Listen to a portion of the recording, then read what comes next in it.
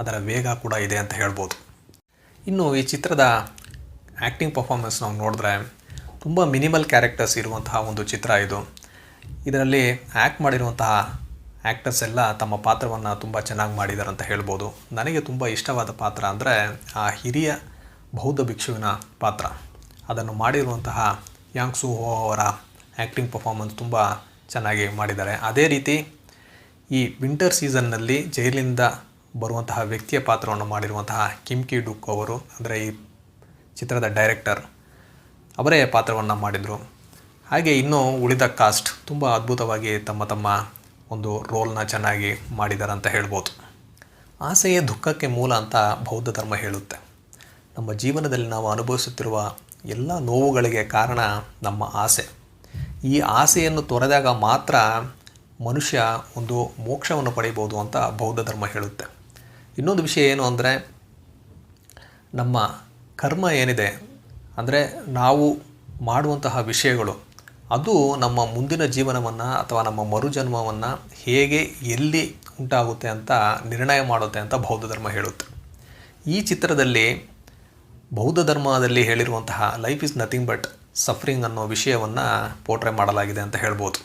ನಾವು ಈ ಚಿತ್ರವನ್ನು ನೋಡಬೇಕಾದ್ರೆ ನಾವು ಆ ಕ್ಯಾರೆಕ್ಟರ್ಗಳ ಜೊತೆ ರಿಲೇಟ್ ಆಗ್ಬೋದು. ಯಾಕಂದರೆ ನಾವು ಸಹ ನಮ್ಮ ಜೀವನದಲ್ಲಿ ಹಲವಾರು ತಪ್ಪುಗಳನ್ನು ಮಾಡಿದ್ದೇವೆ, ನೋವುಗಳನ್ನು ಅನುಭವಿಸಿದ್ದೇವೆ. ಅದೇ ರೀತಿ ಕೆಲವೊಮ್ಮೆ ಸಂತೋಷವನ್ನು ಕೂಡ ಪಟ್ಟಿದ್ದೇವೆ.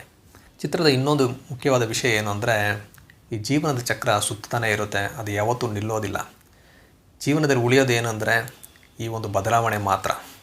ಇದು ನಡೀತಾನೆ ಇರುತ್ತೆ, ಹಾಗೆ ಜೀವನದ ಚಕ್ರ ಸುತ್ತಾನೇ ಇರುತ್ತೆ.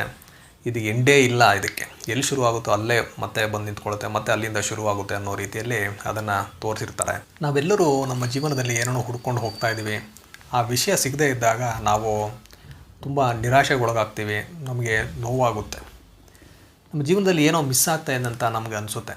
ಇದಕ್ಕೆಲ್ಲ ಕಾರಣ ಏನು ಅಂದರೆ ನಮ್ಮ ಡಿಸೈರ್ಸು ಮತ್ತು ನಾವು ಅಟ್ಯಾಚ್ಮೆಂಟ್ ಅಂತ ಹೇಳ್ಬೋದು.